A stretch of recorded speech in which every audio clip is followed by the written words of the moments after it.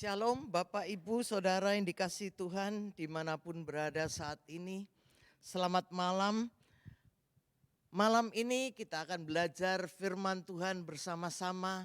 Biar firman ini benar-benar merupakan kekuatan bagi hidup kita masing-masing untuk menjalani kehidupan yang senantiasa ada masalah-masalah tertentu di dalam kehidupan kita. Mari kita akan mulai dengan doa. Bapa yang di surga, kami mengucap syukur kalau pada malam hari ini kembali kami boleh duduk diam di bawah kaki-Mu. Seperti Maria yang duduk mendengarkan firman-Mu. Biarlah kami masing-masing saat ini juga mau duduk di bawah kaki-Mu, mendengarkan apapun yang Engkau akan sampaikan kepada kami.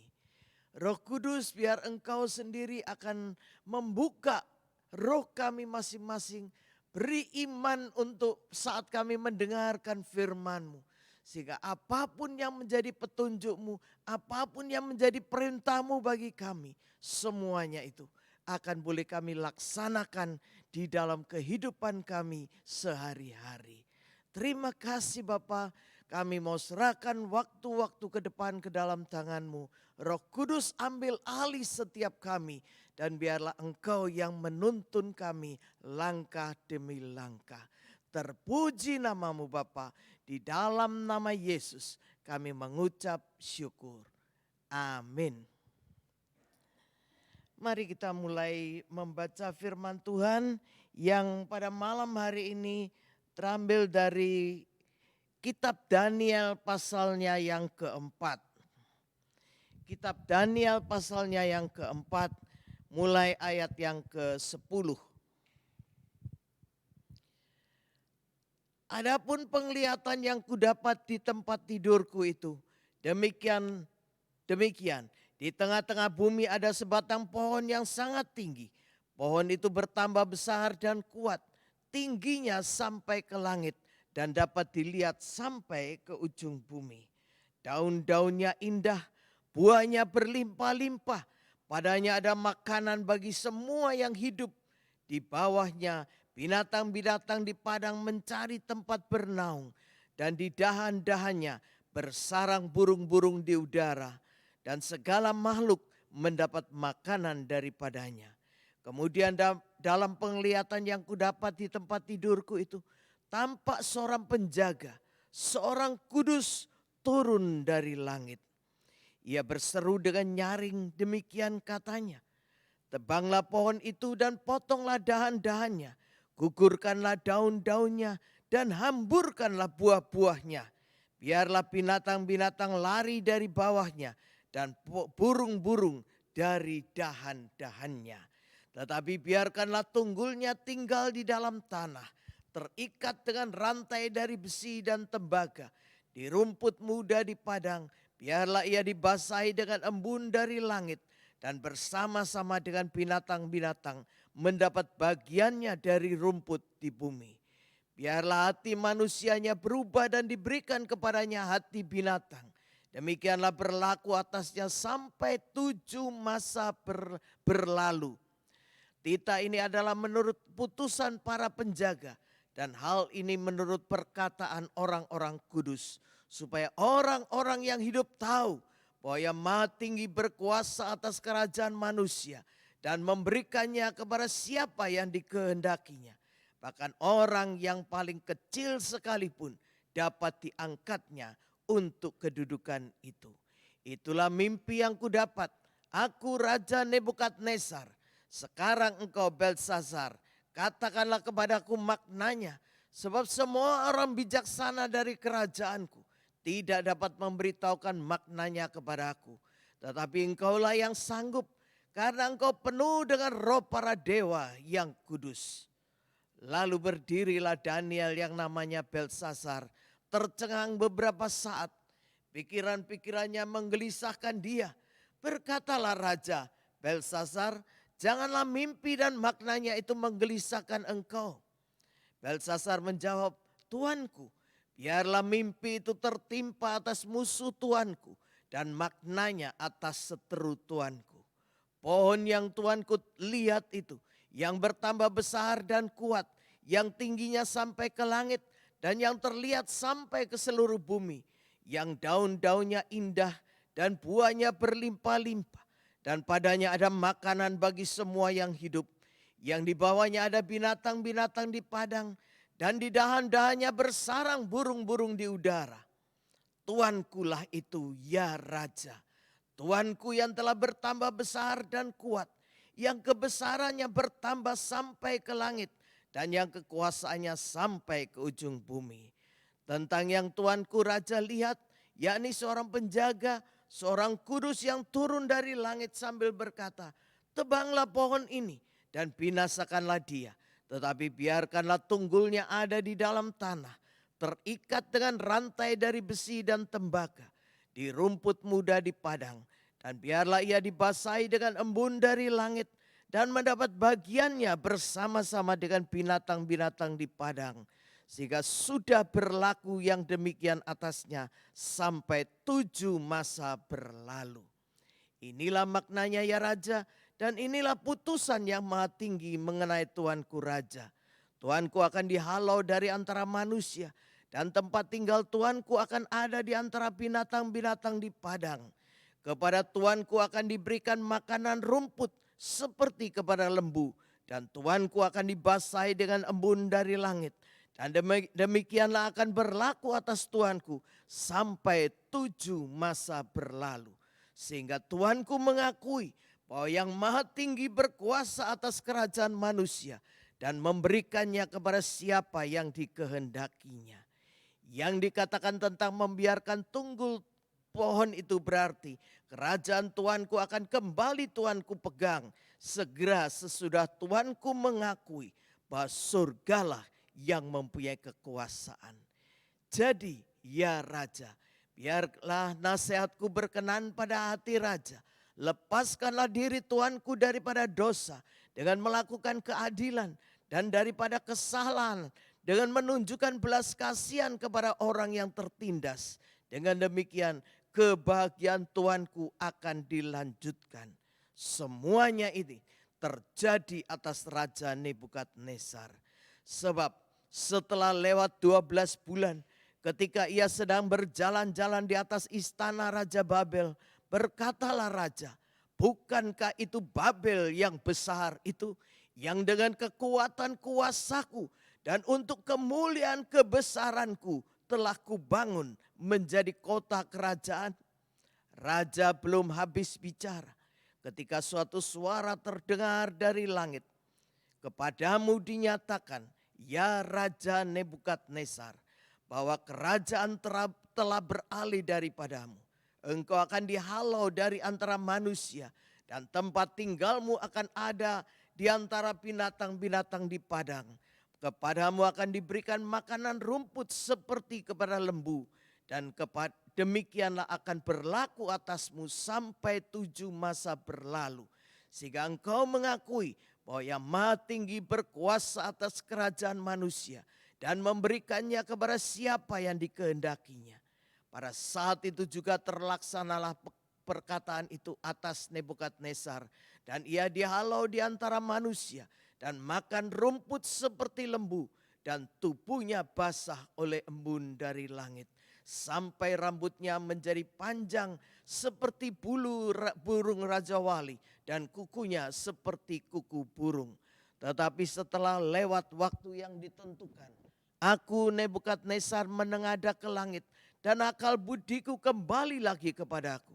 Lalu aku memuji yang maha tinggi dan membesarkan dan memuliakan yang hidup kekal itu. Karena kekuasaannya ialah kekuasaan yang kekal dan kerajaannya turun-temurun. Semua penduduk bumi dianggap remeh. Ia berbuat menurut kehendaknya terhadap bala tentara langit dan penduduk bumi. Dan tidak ada seorang pun yang dapat menolak tangannya dengan berkata kepadanya, apa yang kau buat? Pada waktu akal budiku kembali kepadaku, kembalilah juga kepadaku kebesaran dan kemuliaanku untuk kemasyuran kerajaanku. Para menteriku dan para pembesarku menjemput aku lagi. Aku dikembalikan kepada kerajaanku. Bahkan kemuliaan yang lebih besar dari dahulu diberikan kepadaku. Jadi sekarang aku Nebukadnezar memuji, meninggikan dan memuliakan Raja Surga yang segala perbuatannya adalah benar dan jalan-jalannya adalah adil. Dan yang sanggup merendahkan mereka yang berlaku congkak. Nah, sampai sekian pembacaan firman Tuhan. Kita telah membaca tentang Nebukadnezar di dalam pasal yang keempat ini. Ini adalah mimpi yang kedua yang didapatkan oleh Raja Nebukadnezar dari Babel ini. Nah, di dalam pasal yang kedua kita membaca bahwa dia pun bermimpi. Tetapi pada waktu dia menyuruh orang-orang berilmu, ahli jampi, ahli sihir, para kastim untuk datang. Dan mengatakan apa yang dia mimpikan dan apa arti dari mimpi itu. Ternyata tidak ada satupun yang bisa melakukan hal itu. Mereka hanya berkata, coba katakan mimpinya, nanti kami akan berikan artinya. Tetapi maklum apa daya, Raja Nebukadnezar pun lupa akan mimpinya. Dan itu sebabnya dia menuntut orang-orang ahli sihir dan orang-orang kastim dan sebagainya itu. Memberikan mimpinya dan juga arti daripada mimpi itu. Ya, dan karena itu, karena mereka itu tidak sanggup melakukannya, tidak segan-segannya dia memerintahkan mereka untuk dibunuh. Kalau saja Daniel dan teman-temannya tidak datang untuk memberikan arti dan mimpi daripada Raja Nebukadnezar ini. Nah, di dalam pasal 3 kita melihat juga akan kesombongan sewenang-wenangnya Raja Nebukadnezar saat dia memerintahkan semua orang untuk sujud menyembah kepada patung yang dia dirikan itu. Tetapi saat 3 orang teman daripada Daniel, yaitu Sadrah, Mesah dan Abednego, menolak untuk sembah sujud di bawah patung itu, maka dia pun menjadi marah dan melemparkan mereka masuk ke dalam api yang menyala-nyala. Walaupun semua itu berakhir dengan happy ending, dan dia itu akhirnya mengakui kebesaran dan kehebatan Allah yang disembah oleh Daniel dan ketiga orang temannya. Namun rupanya Raja Nebukadnezar belum betul-betul bertobat. Walau belasan tahun telah lewat, kesombongannya belum juga terkikis habis. Nebukadnezar belum sadar bahwa Tuhan tidak suka akan kesombongannya. Dan dia merasa bahwa apa yang sudah dia capai di Babel adalah karena kepandaiannya sendiri. Karena kehebatannya sendiri dan bukan karena Tuhan. Itu sebabnya untuk kedua kalinya Tuhan itu memberikan kepadanya mimpi. Nah, kali ini dia itu mengingat akan mimpinya itu. Dan kembali dia memanggil akan orang-orang sihir, orang-orang kastim, orang-orang ahli jampi itu untuk datang dan mengartikan mimpinya itu. Tetapi di mana mereka itu tidak mampu untuk mengartikan akan mimpi tersebut. Kita lihat bahwa di dalam ayat yang ke-10 di situ dikatakan bahwa dia mendapatkan mimpi ada pohon di tengah-tengah bumi yang sangat tinggi dan pohon itu tingginya sampai ke langit dan dapat dilihat dari ujung bumi. daun-daunnya indah, buahnya berlimpah dan sebagainya. Tetapi kemudian ada orang yang berkata untuk menebang pohon itu. Nah, pada saat itu tidak ada orang yang bisa mengartikan. Dan kembali pada saat itu Daniel itu dipanggil untuk mengartikan mimpi tersebut. Mimpi itu berupa suatu nubuatan tentang diri daripada Raja Nebukadnezar ini. Kita melihat bahwa Tuhan itu sayang kepada Nebukadnezar ini. Itu sebabnya bukan hanya satu mimpi yang sangat punya arti yang dia berikan. Ini mimpi yang kedua untuk menegur akan Raja Nebukadnezar ini. Nah, seringkali kalau kita itu menerima suatu mimpi atau suatu nubuat, kita tuh hanya pasrah saja. Kalau nubuatnya baik, wah ya puji Tuhan, kok Tuhan itu beri mimpi yang baik. Ya, tapi kalau mimpinya jelek, wah ya apa boleh buat? Ya, saya terima saja. Misalnya, pada waktu Samuel itu mendapatkan nubuat tentang Imam Eli dan kedua anaknya Hofni dan Pinehas ini. Maka pada saat itu Tuhan itu memberitakan suatu hukuman atas Eli dan kedua anaknya ini dan keturunannya. Saat itu Eli diam saja. Ya dia hanya memberitahu anaknya jangan gitu anakku itu tidak baik. Tetapi dia tidak mengambil tindakan yang tegas. Dia pun tidak minta Tuhan mari engkau ubahkan keluargaku ini gimana supaya tidak dihukum. Tidak ada hal-hal yang seperti itu. Dia sepertinya pasrah. Kalau Tuhan sudah mau menghukum, ya apa boleh buat aku terima saja. Demikian juga Raja Hizkia. Saat dia dikunjungi oleh orang-orang dari Babel itu. Dan semua barangnya ditunjukkan oleh Hizkia itu. Sampai kepada barang-barang perak dan emas yang daripada untuk bait suci. Itu ditunjukkan semua sama Hizkia. Dan akibatnya apa? Yesaya datang dan menyampaikan perintah Tuhan. Bahwa apapun yang sudah dilihat oleh utusan-utusan Babel itu. Kelak akan dibawa ke Babel semuanya.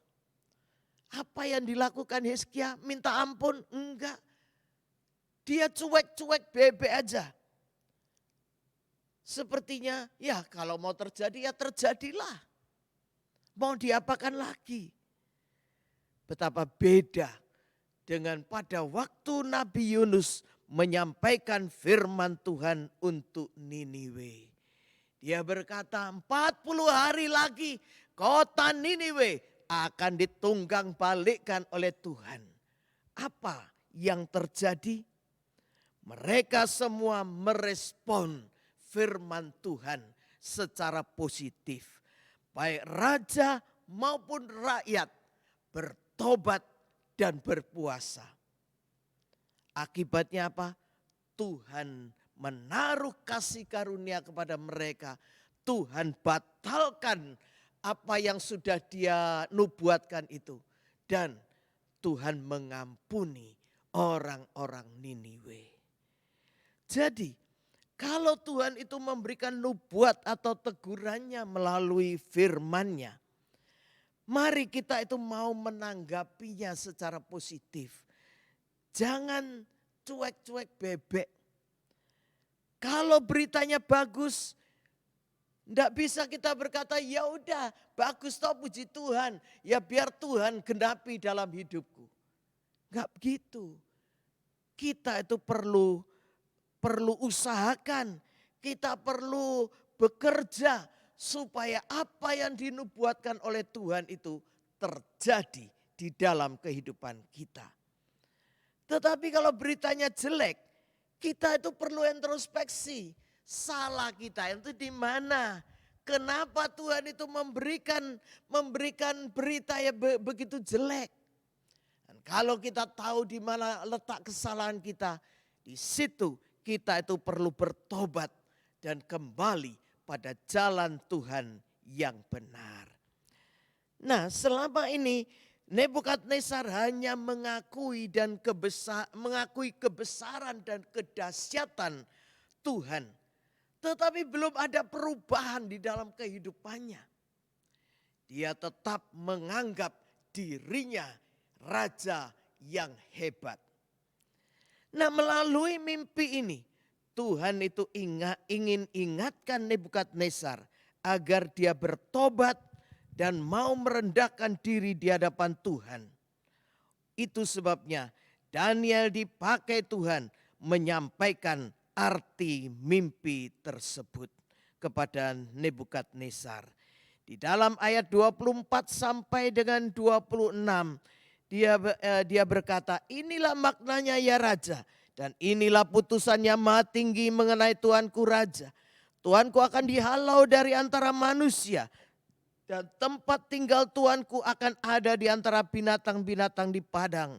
Kepada Tuanku akan diberikan makanan rumput seperti kepada lembu, dan Tuanku akan dibasahi dengan embun dari langit. Dan demikianlah akan berlaku atas Tuanku sampai 7 masa berlalu. Sehingga Tuanku mengakui yang Maha Tinggi berkuasa atas kerajaan manusia dan memberikannya kepada siapa yang dikehendakinya. Jadi kita lihat bahwa Nebukadnezar itu harus sadar bahwa apa yang sudah dia alami saat ini, membangun kerajaan Babel menjadi kerajaan yang terbesar pada saat itu. Dia harus tahu bahwa Tuhanlah yang berkuasa untuk mengangkat siapapun yang dia kehendaki.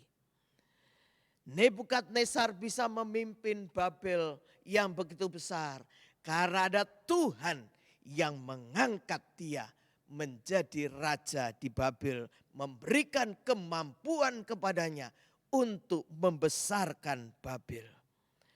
Tetapi kalau Nebukadnezar tetap sombong, Tuhan berkata, Tuhan akan merendahkan dia seperti seekor binatang selama 7 tahun. Ya, jadi kita melihat di mana ada kesombongan, di situ Tuhan itu pasti akan jatuhkan orang yang sombong itu.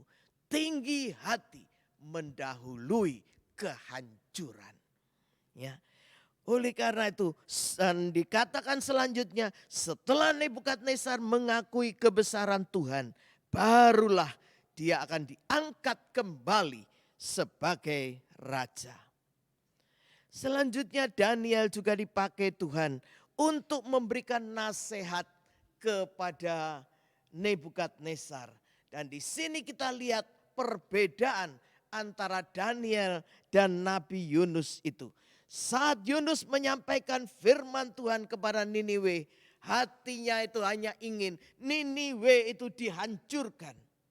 Dia tidak ingin melihat Niniwe itu diampuni Tuhan, dilepaskan daripada hukuman itu. Tidak, dia ingin Niniwe itu dihancurkan karena itu musuh daripada negaranya.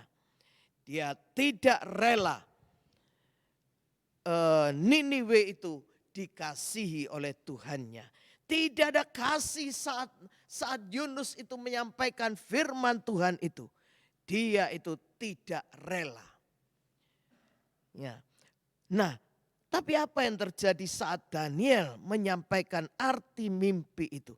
Saat Daniel menyampaikan mimpi itu kepada Nebukadnezar, hatinya dipenuhi dengan kelembutan dan kasih daripada Tuhan.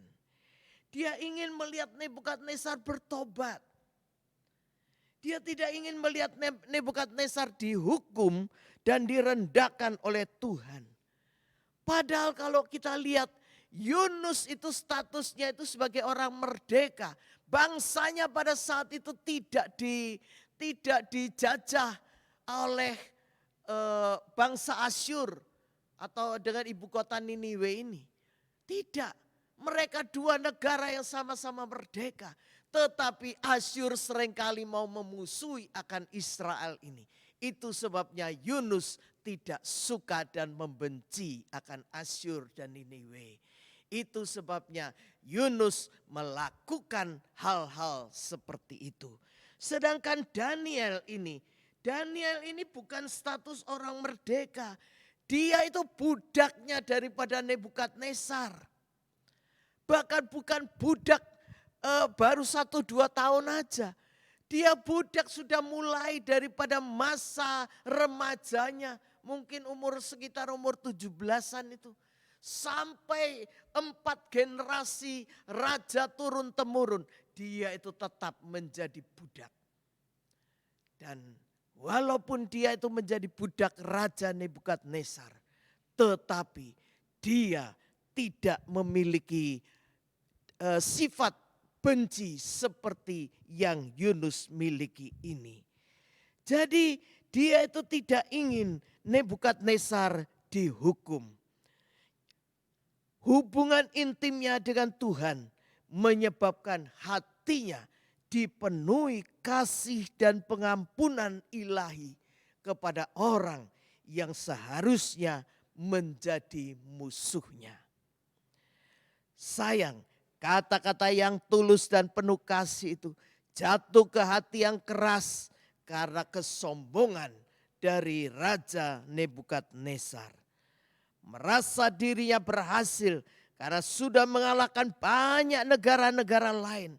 Dan merasa dirinya mampu membangun Babel menjadi negara yang kuat dan indah. Karena Babel saat itu terkenal karena memiliki taman-taman gantung yang sangat indah. Itu sebabnya Nebukadnezar meremehkan nubuat yang dia terima. Tetapi firman Tuhan memang tidak bisa dan tidak boleh diremehkan. Karena Tuhan yang berbicara adalah Tuhan yang bisa menggenapi firman-Nya. Tuhan itu tidak hanya selalu mengancam dan mengancam. Tetapi Tuhan sanggup membuktikan bahwa apa yang dia ancamkan itu adalah benar. Karena itu di puncak kejayaan dan kesombongannya Nebukadnezar itu sempat berkata demikian.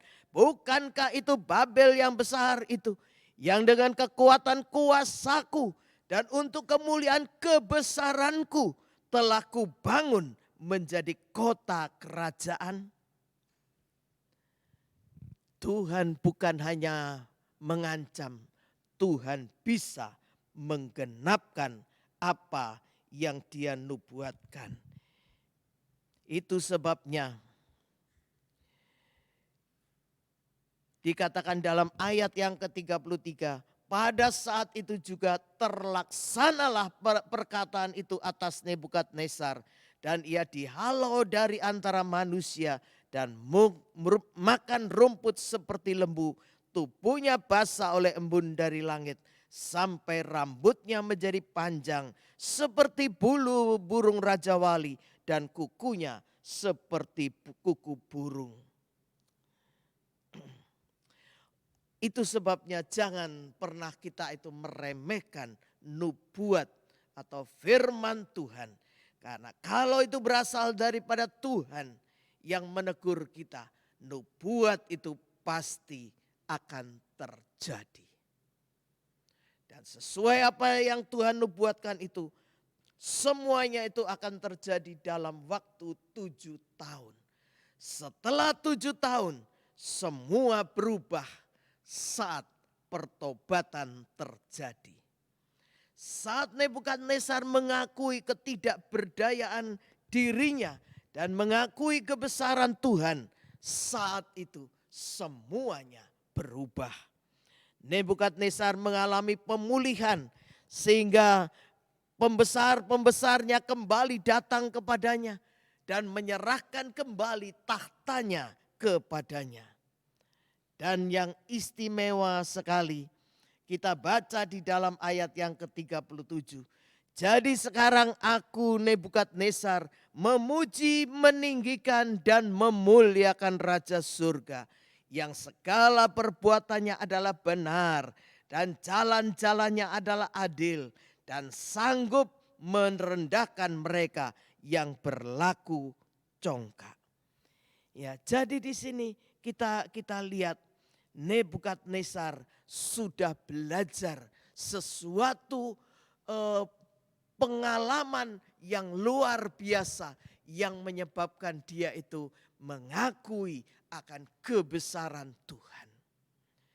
Mari kita lihat apa yang dia lakukan. Yang pertama dia memuji, dia meninggikan, memuliakan Tuhan. Yang kedua, dia akui perbuatan Tuhan itu benar, jalan-jalannya adil.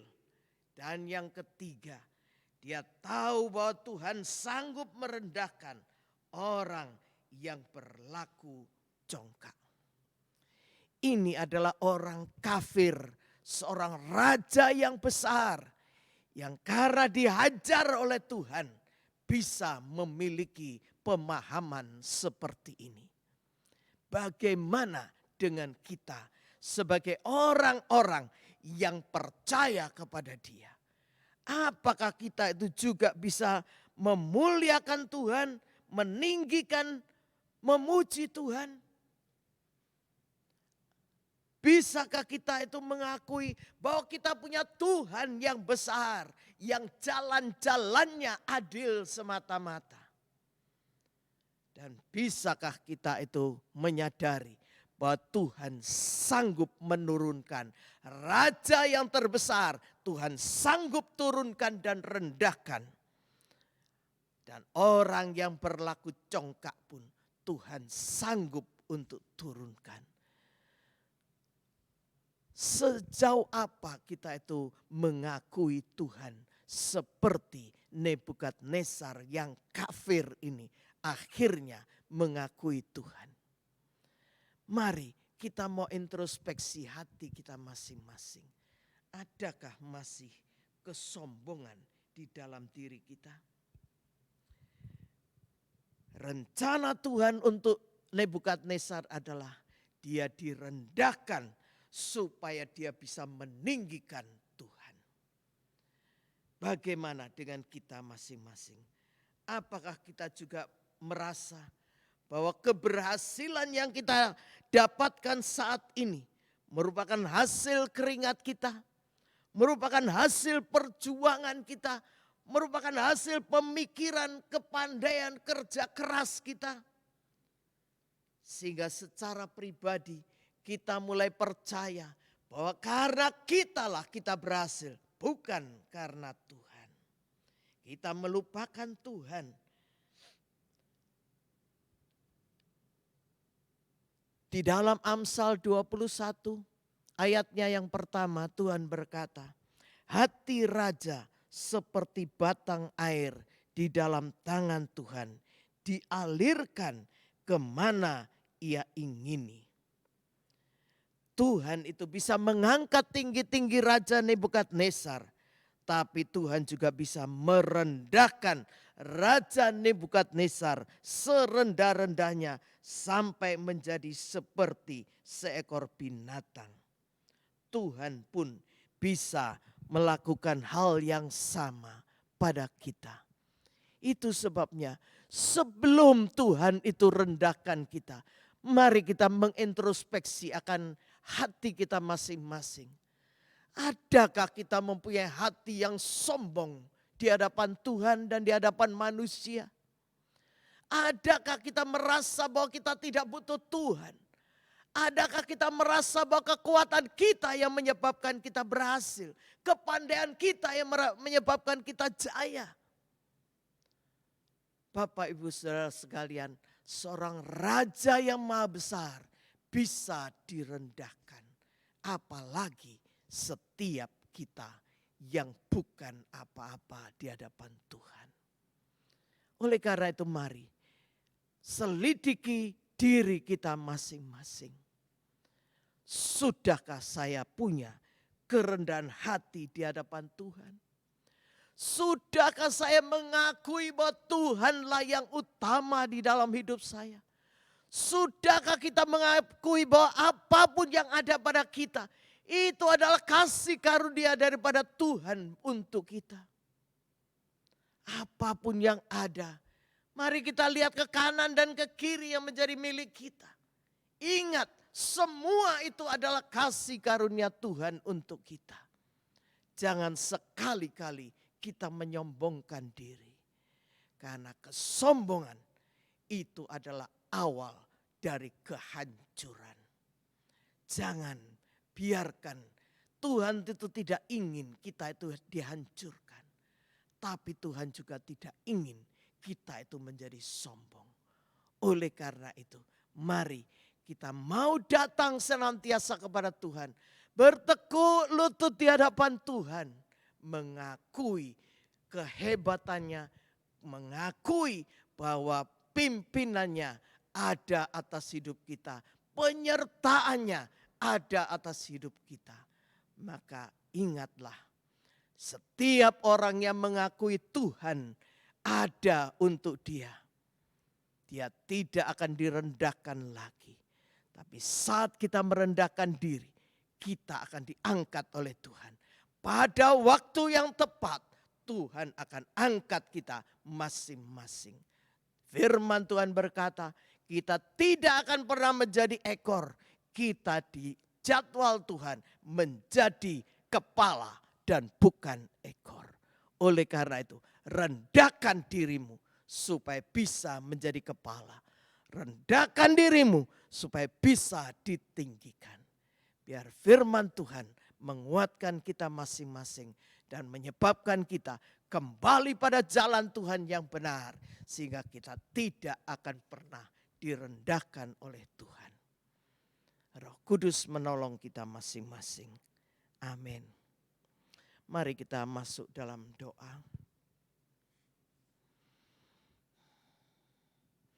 Bapa, kami mengucap syukur dan terima kasih Tuhan. Firman-Mu sudah disampaikan. Bapa, terima kasih untuk teguran-Mu Tuhan. Kalau Engkau masih menegur kami, berarti kasih setia-Mu belum beranjak dari kami. Engkau belum ingin menghukum kami. Engkau ingin kami bertobat. Engkau ingin kami merendahkan diri di hadapan-Mu.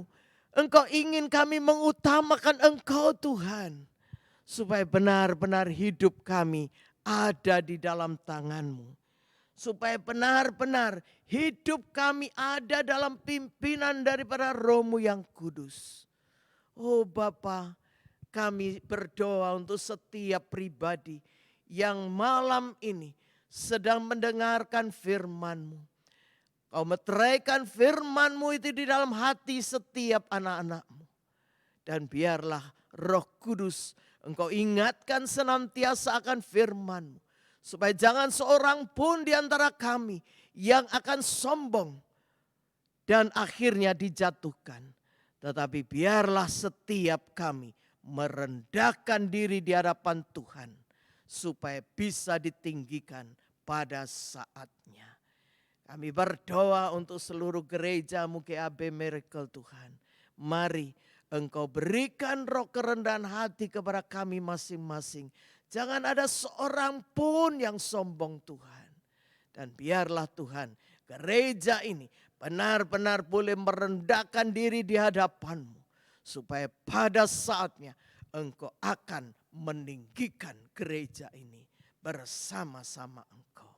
Terima kasih Bapa, terima kasih. Kami mengucap syukur untuk firman-Mu. Meteraikan Tuhan dan tolong beri kekuatan untuk melakukannya. Terpuji nama-Mu Bapa, di dalam nama Yesus kami mengucap syukur. Amin.